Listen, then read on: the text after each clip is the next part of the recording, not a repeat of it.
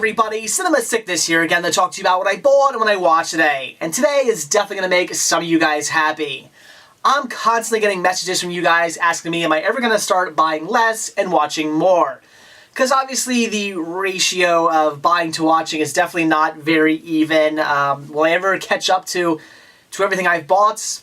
Who knows, maybe. Every year I try to make it my goal that I'm going to buy less and watch more, but it never seems to happen. I'm definitely a sucker for a good deal. Anytime I come across a title that I have any interest in at all, that's a really good price, I gotta pick it up because I just can't pass up on a really, really good deal.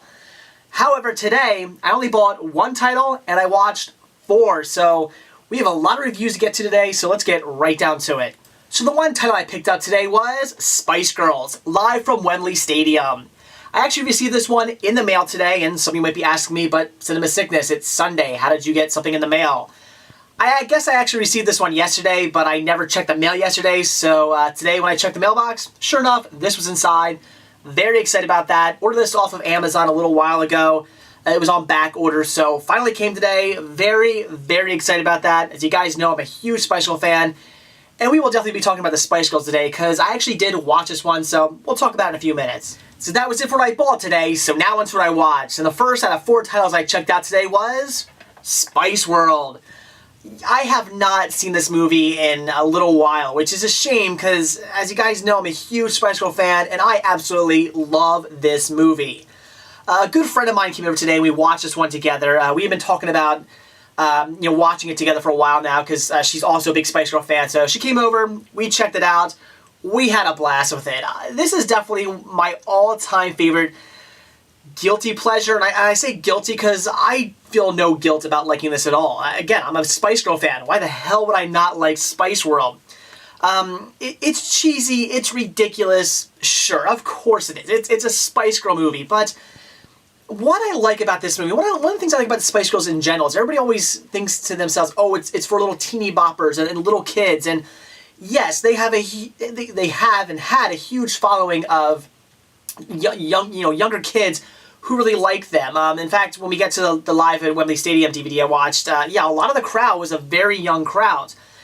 However, they are constantly, if you watch their movie, if you watch their concerts, if you watch their interviews, constantly making very adult humor jokes. Lots and lots of jokes. They say lots and lots of things that are definitely not meant for a young audience. So, yes, they get that rap for being for younger kids, but really when it comes down to it, they're adults and they're not afraid to talk about adult things.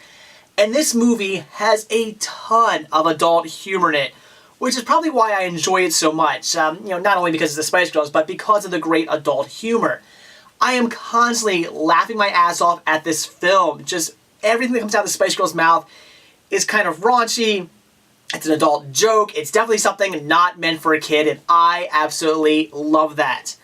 Also love all the guest appearances in this. If you love British actors and even British musicians, you're going to absolutely love this film. There are a ton of cameos, again, from British actors and British musicians all throughout this film. I was actually pointing them out to my friend today, who she didn't even realize people like things like Riff Raff from Rocky Horror is in it, and things like that. I was constantly pointing out people from other movies, and she's like, oh my god, that is him, and yeah, that is him.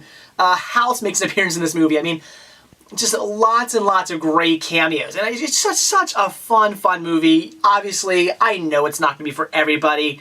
If you're not a Spice Girls fan, you're probably going to have absolutely no interest in this whatsoever, unless you just like a good, cheesy, goofy movie. Then maybe you'll enjoy it, but really probably just for Spice Girl fans. Another thing I like about this movie also is that the Spice Girls never really took themselves 100% seriously. I mean, they were very much about, them as a band and girl power and stuff like that, but they knew how to have fun with themselves too. They never took themselves super seriously to the point where they couldn't have any fun. And throughout this entire film, they're constantly making fun of themselves, making fun of their stereotypes and their music and things like that. And that's also something I love about it. It's the fact that they don't take themselves seriously at all throughout this film, which again makes it fun. Had they taken themselves seriously, had they been really uptight about who they were and we're the best band ever, girl power, and really, really strong and super into themselves, then yeah, it probably would have been not a very good movie. You can't have a movie like that. But a movie where you're constantly making fun of yourselves, constantly making adult humor jokes, and a movie where you just take a ton of really cool cameos, it's a movie I'm gonna love. So I love Spice World. It's a fantastic movie, and this will certainly not be the last time you see me review this one. So after Spice World, I decided to switch things up and checked out The Devil Inside. This movie, I've heard really bad things about it. Going into this one, I had heard horrible reviews, so I wasn't expecting much, but as the movie started out and started to go along, I thought, this doesn't look too bad. I mean, yeah, I could see how it wasn't great. It was just sort of mediocre, but I was at least getting into it. I thought it was kind of interesting. The mother possessed by a demon, apparently, and this daughter trying to figure out kind of what's going on, and all the shadiness with the Vatican, and then you find out the mother has multiple demons in her, and some of the demons start escaping out into, other people, and eventually into the daughter, and it's pretty interesting, and that's basically the plot there in a nutshell for you. An interesting kind of exorcism type movie. And I was enjoying it. I got into it. I was like, okay, again, this isn't great, but it's okay, mediocre. It's a decent movie. And that's probably what I would have told you. I probably would have said, it's mediocre. If you like exorcism type horror movies, sure, check it out. Except for one major problem, and if you've seen this movie, you know exactly what I'm going to say here. The ending completely destroyed the film. At the very end, one of the demons have gotten into the daughter. It ends up escaping at her into the cameraman who's driving the car. He ends up crashing the car. End of the movie. It just says this case has not yet been... something about like it's still open, and to find out more information, please visit this website. I didn't know what to do when I saw that. You're just going to stop a movie and say, for more information, please visit this website? What kind of bullshit marketing campaign is that? I couldn't believe what I saw, and I ended up looking up some stuff online about it, and apparently this movie gets listed as one of the worst endings to a movie ever made, and I would absolutely 100% completely agree. By far one of the worst endings ever. I don't know if they'll ever top the ending on this one of just how bad it was. So again, the movie in itself was mediocre. It was okay, a decent story. It's just at the end just completely just gave you a punch in the face. It was just such an asshole move by, I have no idea who put this out, by Paramount. Just, a dick move on their part. Just a really shitty marketing campaign. Couldn't believe what I saw. So would I recommend this movie? See, that's the problem. It's just, like I said, the movie in itself, the story in itself wasn't all that bad. I actually somewhat enjoyed it. It was, mediocre, sure, but at least enjoyable. It's just the ending of the film really ruined it. So I can't fully recommend this movie.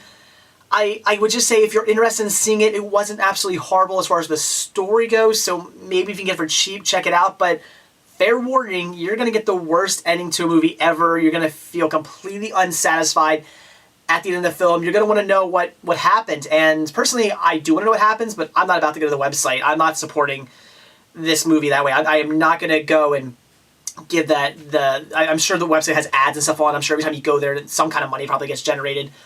I'm not about to go to that website and give whoever put this movie out, Paramount or whoever, give them more money. Not about to do that. So yeah, again, I can only kind of recommend it. Die-hard horror fans or people who are really into exorcism movies, sure, but just be prepared. Worst ending ever. Then yet again, I decided to switch things up once again, and the third title I watched today was The Other Boleyn Girl. This is one I've wanted to see for a while now. This is actually a movie my wife had within her collection that I'll be now adding to my collection.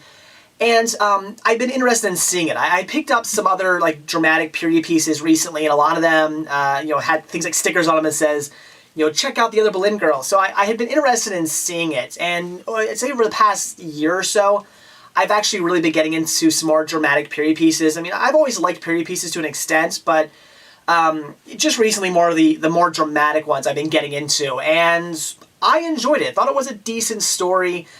I would probably say mediocre. It's nothing special. It's not the greatest story you'll ever see, but it was a decent watch. Loved seeing Anne Boleyn completely get what she deserves at the end. I mean, throughout this movie, she is just a complete psychotic bitch, and at the end of the movie when she gets beheaded, I almost wanted to applaud. I was so happy to see her get exactly what she deserved, especially since things were going kind of well for her. She's being very manipulative, just kind of getting what she wants by being a bitch, and then everything just starts to crash down, and I'm just cracking up laughing watching just all the horrible things that are happening to her, and watching things just slowly get worse and worse and worse to finally her death. This movie actually also surprisingly kept somewhat truthful to the actual history, because my wife and I were watching this one together, and afterwards we were kind of interested in the story. We wanted to know how much was real and how much was Hollywood. And surprisingly, a decent amount of this, maybe about 70% of this, was actually true. There was quite a bit made up or kind of tweaked here and there. Things like, for instance, her having, well, she didn't have incest with her brother. She almost did in this movie, which is, she does it for a really twisted reason. And apparently in real life, she didn't actually have incest with her brother. Apparently it was just when the king wanted to kill her, he came up with some complete bullshit charges in order to basically make her beheaded. And one of the BS charges he put on her was incest, which apparently didn't really happen. So, in this movie they kind of make it look like it almost happens, and some girl tells on him, which apparently didn't happen either. So, yes, there are some liberties taken with this movie. It's a movie. I mean, of course there's liberties taken with it. They're not going to stick 100% to history. They never do with films. So obviously, yes, of course liberties were taken. Things were changed here and there. But again, I was surprised to find out that when I looked up history on what actually happened, a lot of it actually was, for the most part, true. So, a good drama. What I recommend if you're into dramatic period pieces, it was a fun watch. Decent story. Again, it's really fun to watch Anne Boleyn go from, kind of nothing to just a manipulative bitch who kind of gets everything she wants and then just has it all crash down and just thrown back in her face to the point where she gets her head lopped off. Just sort of amusing in a kind of twisted way. So I would recommend the movie. It was fun. Yeah, kind of mediocre. I'm not saying it's anything great, but it still was a fun movie. And again, if you like dramatic period pieces, it's worth checking out. And the last title I checked out today was, like I told you guys, Spice Girls, live at Wembley Stadium. Now this is a title I also have on VHS. I've had it for some time now, but I've just never got around to watching it. So I knew as soon as I got it on DVD, I'd be watching it immediately, and of course I did. And one of the reasons why I really, really wanted to watch this is because it only includes 4 of the girls. This is actually from their Spice World tour, which partway through, Jerry, Ginger Spice, actually left the group. They did continue the tour on with just the 4 girls, and I was really curious to see how they managed that, because Jerry, obviously, is a very big part of the group. She's constantly singing very strong parts of the songs. I mean, they're not just singing in harmony all the time. They all have their own little parts throughout songs. And I was curious to see, what are they going to do? Are they going to have the other girls sing those parts, or just what happens? And yes, that is what happens. The other girls are singing their parts. And again, this is my first time actually seeing just the 4 girls performing. Obviously I own the album Forever, which is just the 4 remaining girls on that album without Jerry, but I never seen them perform their actual hits without her. So I was curious to see how that would go down, and they do a decent job. It is a little weird hearing certain parts where you're expecting to hear Jerry Halliwell's voice, and instead it's Mel B or Emma or Victoria or something like that singing the parts. It was a little weird. Again, they did a good job. I kind of didn't like it though. I really wanted to see Jerry. It just felt kind of sad seeing them up on stage without her. It really felt like she should have been there. It's the Fab Five, not the Fab Four. So it was a little sad not to see her on stage with the girls. But like I said, they did a pretty good job, especially covering for her parts. It was also a little sad. They have a big screen playing up behind them, and on the screen, they didn't completely change all the things they were showing on the back. So there are plenty of parts where Jerry's showing up, or there's the things the Spice Girls now showing all their silhouettes, and it'll be all 5 girls' silhouettes. So little things like that they never change, which is kind of sad to see. The 4 girls there without Jerry, and Jerry up on the screen. But like I said, they did a pretty decent job. I also kind of liked this style of concert though. They're definitely a lot more open and just having fun. I do have their Live in Istanbul DVD, and I have it on VHS as well.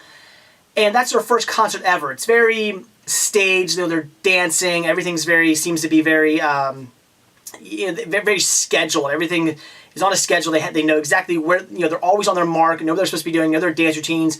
They're not really having too much fun with the crowd. They're just singing their songs, doing their dances, and it's great. They do a great job. It sounds almost completely like the album. They do a fantastic job in the first concert, but in this one, they're having more fun. They change some songs up here and there, change some, there's a little bit of the music behind the songs. Sometimes they change up. They're having fun with the crowd.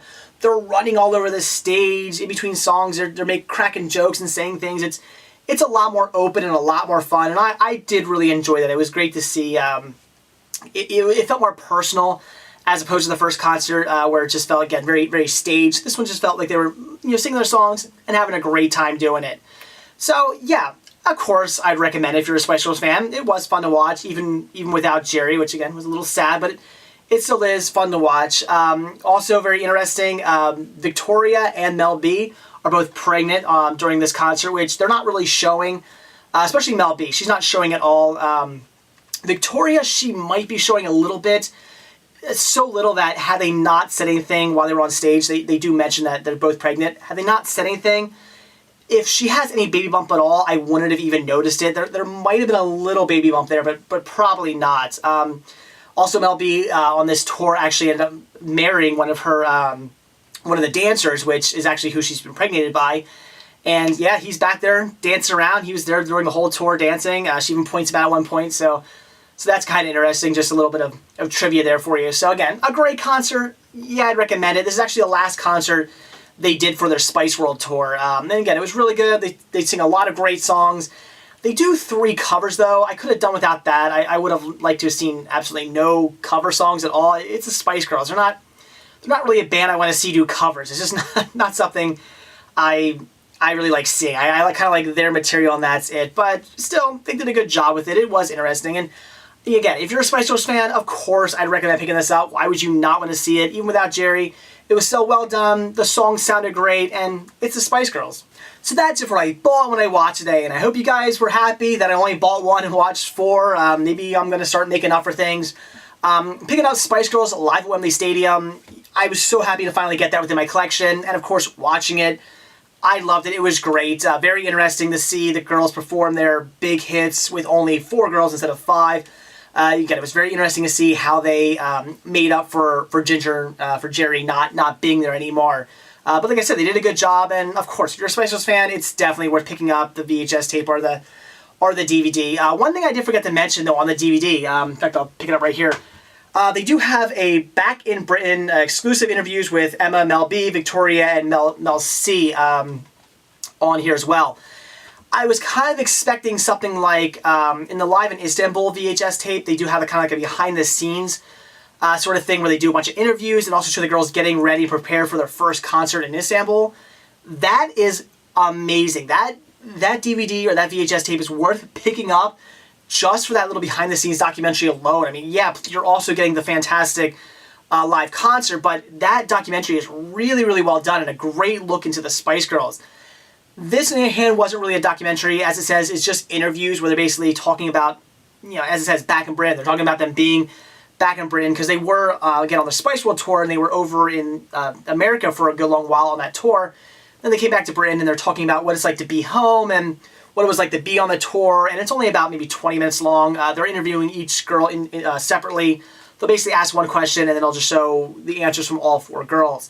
So, again, of course, interesting, worth watching. I believe you can only get that on this DVD. I don't think it's on the VHS. It is fun to see what they have to say. It's, they're decent interviews. Again, if you're a Spice Girls fan, it's worth picking up the DVD for those interviews. Even if it's only 20 minutes long, it's nice to hear what they have to say. Also watching, God, what else did I watch? The other Boleyn Girl. Like I said, that was enjoyable. It's kind of somewhat mediocre, but still a fun period piece. Dramatic period piece movie. If you like those things, it is certainly worth checking out. I thought it was, well done. I like the fact that a decent amount of it actually was truthful, actually stuck to actual history, and only maybe about 25% of it was tweaked or made up. So I did appreciate that. And yeah, again, I would say check it out. The Devil Inside, on the other hand, I can't really recommend it all that much. Like I said, if you're a diehard horror fan or you just like exorcism movies, I guess check it out, but it just had one of the worst endings to a film I've ever seen. I was so let down, and that's the reason why I can't recommend the film. As I said, the story in itself was okay. I would have given it, I would have said it was mediocre. I would have said, yeah, it's worth a watch to you guys if it wasn't for the ending. I can't really recommend it, all because of that really horrible, just complete waste of an ending. Just bad. I was blown away. I could not believe that I just seen an ending that horrible. So I just can't really recommend it. But if you really want to see it, just prepare yourself for the worst ending ever. And also watching Spice World, of course, one of my all-time favorite movies. I just love that film so much. As a Spice Girls fan, as somebody who just likes kind of cheesy, fun movies, I just absolutely love it. Again, as I said, this will not be the last time you see me review this movie. I tend to watch it all the time. Even though it has been a little while since I had last seen it, I usually do watch it a lot more often. It's just such a fun, great movie. I crack up laughing the entire time with all the great adult humor. Of course, all the fantastic music and the girls themselves. I just love the movie. And yeah, I realize it's not going to be for everybody, so I'm not necessarily going to recommend it to you guys. I mean, if you like cheesy movies, if you like the Spice Girls, of course, see it. Otherwise, you're probably going to want nothing to do with it. But personally, I absolutely love it. So that's it, guys. Thanks for watching, and stay tuned to see what I bought when I watch tomorrow. See ya.